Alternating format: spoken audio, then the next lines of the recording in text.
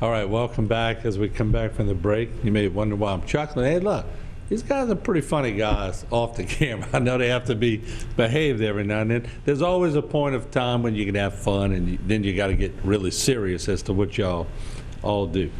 Let me just read a little bit. We're going to isolate on Jacque right now for the audience, and then we'll get to David in a short few minutes. Jacque Blanchard's impact on cardiac catheterization patients in Houma, Louisiana has been beyond expectations in improving patient outcomes, quality, and efficiency. For more than 25 years of experience working in the cardiac cath lab, Jacque was named the cath lab director in 2013. He was previously employed by Terrebonne General Medical Center, serving as the cath lab clinical coordinator since 1992. Now, part of your job, and I'm going to break this into little segments, managing a cardiac cath lab. I can imagine when I walk in there, and I tell you, it looks like a spaceship. Everybody's they're bringing in instruments and materials. First of all, these materials are not cheap. This is a city within a city, this cath lab. How do you manage something like that? Well, the best way to be a good manager is to surround yourself with good people, and I think I've done that. One of my best attributes, I think, is hiring and finding good people. I have an incredible team around me. You know, we talked about the cardiologists. Obviously, they're good and they're talented, but every nurse and X-ray tech and equipment inventory manager and secretary, everybody I have, we got an incredible team. We work well together. We get complimented on that all the time. When we have those visiting physicians, they always comment on the cath lab team, and they said, "Man, this crew is incredible," and I think they're right. And that's why, you know, I don't want to take any of the credit. If I take any credit at all, it's just for putting good people in good places. I'll tell you what Ben Boudreau, the Executive Vice President of Business Development at CIS, said. He is by far the most patient-centered clinician that I have ever met in my entire life. That's pretty strong. That's a good compliment. Yeah, I'll have to thank Ben for that later, but no, Ben's a great guy, and he's a good leader as well. You know, Joey Fontenot always says, every decision you make, if you make the decision to benefit the patient and you keep the patient in mind when you make that decision, you're never going to be wrong. And I think that's correct. And I think that I do that every day, or I try to do that every day. Some tough decisions that need to be made, but again, I think if you keep the patient in the center of all your decision making, you're never going to be wrong. I think that's good advice. I'm going to say something, and some doctors are probably going to go, that ain't me. Doctors, for the most part, have this reputation of being great doctors, but when they get into the business sector, they normally get into things that they don't know anything about, and they just, you know, and every doctor that's watching will probably go, I did that once or twice, so I'm not saying anything that's new. However, with that said, CIS has built this corporate structure that when you go in, it's like a Fortune 500 corporate structure where everybody sort of knows what hand is feeding. Like I deal with Ann a lot and Joey a lot, and they're very conscious of what's going on. Bevy is very conscious of what's going on. When you do things with you guys, you know you're going to get a sheet back on a ton of information. So everybody's driving the train, so to speak. And that doesn't happen by accident with so many employees. David, how does all that get done? There's probably a lot of people that want to know, how do you do that without that train derailing? It's a smooth operation. Yeah, like I had mentioned earlier about teamwork. Pretty much any need that a healthcare organization has, we have a team for that.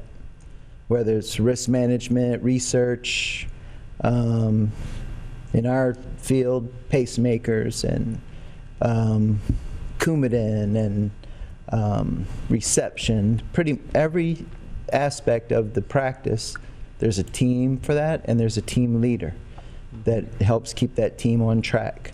And so we have amazing team leaders, and then we have amazing team members, and that's really how the organization is set up, and makes it so efficient. And let me say a few things about David. David Theriot goes above and beyond the definition of a nurse. Through his nursing career over the past 27 years, he has been a true example of both expert care and compassion. Theriot currently serves as team leader of the nurse practitioners at Cardiovascular Institute of the South in Houma. He has been instrumental in developing new roles and services provided by nurse practitioners, such as night call, emergency department coverage, physiologic stress testing, and clinic research. And according to Dr. Peter Fail, David has been a cardiovascular NP with our practice long before most practices saw the benefit of physician extenders. David's care for our patients is frequently commented upon in an excellent light. That's coming from a guy that, normally in the past, doctors went about their business. They walked in, they were the people. When those guys walked in, they walked in and walked out. For a doctor to stop and actually notice and comment and be quoted, you've been noticed. It's got to make you feel good. Yeah, that does. That makes me feel very good, because the way we operate is, we just take care of patients. We take care of business. We don't really thrive on patting each other on the back all the time. Most of the time, we don't really have time for it. And so every once in a while, when we get to take a pause and say, hey, you're doing a good job, I got to remember to do that for my team. And it's nice, that a physician takes that moment, and do that. Some of those roles you were talking about were very early on, when there was only 2 nurse practitioners, me and Donnie Scott. And so we started taking on night call and covering the emergency room, and all sorts of new roles, participating in research. And so at the time, there were no other nurse practitioners in the hospital. And so in order for that to develop the way it did, the emergency room physicians had to buy in to the idea that they'd be calling a nurse practitioner now, not a cardiologist. So it was a lot of new roads that were being laid. And so now pretty much everyone has a nurse practitioner. Right. And at CIS, we have 45 nurse practitioners.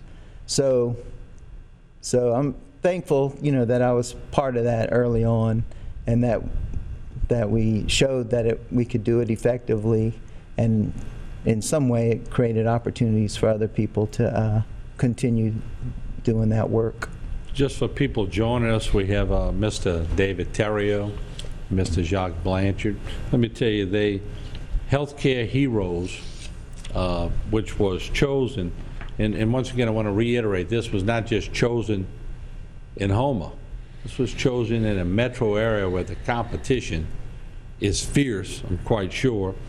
But since 2007, New Orleans City Business has been nominating industry standouts as HealthCare Heroes. This recognition is given annually to 50 healthcare professionals in the greater New Orleans area who have achieved medical success, made contributions to the community, and had a significant impact on the local healthcare industry. Both Theriot and Blanchard will be honored at a reception on Monday, May 22nd at the New Orleans Museum of Art. I know both of you guys well enough to know that we basically had to pull a little teeth to get y'all in the studio today. And when I sent the email back to Bevy saying I'd like to get these guys on the show, y'all don't seek the limelight, neither one of you do. So now you got to go to the New Orleans Museum of Art and have a banquet and participate. So can we at least agree it's going to be a pretty fun night for you guys? It's gonna be good. I'm sure they do it right, and it's gonna be a nice event. But again, like I stated earlier, being behind the scenes is usually where I like to be, and this is, I keep, now I'm sitting next to Martin on the desk, so it's different, but it's good. It's fun. So what do you love most about your job? I ask this on the one-on-one show all the time, and I get answers sometimes that I never expect. You normally say, well, like you said, I love to help people. Well, helping people is a multitude of things, but why do you love your job so much? Dave kind of alluded to it earlier. When you see a patient that's literally dying in front of you, because we get people having a myocardial infarction, like Dr. Walker said, they're literally dying, and if you don't do anything soon, and we turn them around within 20, 30 minutes, and we roll them out to their family, and they're sitting up, and they can laugh and joke about it. It's amazing, and each time it's amazing. It never gets old. And that's the most satisfying thing. Obviously working with the team that we work with and the people we work with and getting to meet people is incredible. But when you literally take part in saving someone's life, I mean, that's incredible. David, let me ask you this in a different way.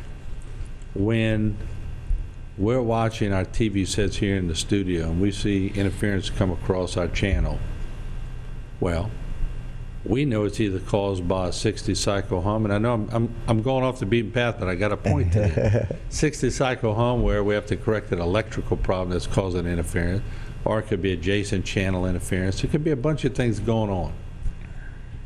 We know that because we've been in this business a long time, and we have to fix it.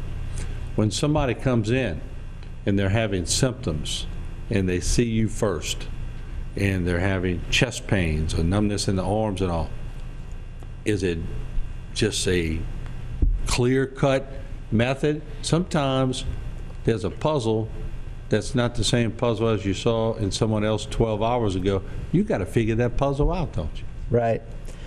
Yeah, Dr.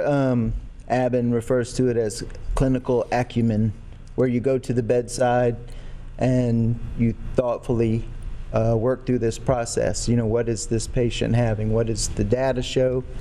What is the physical examination? What are the symptoms?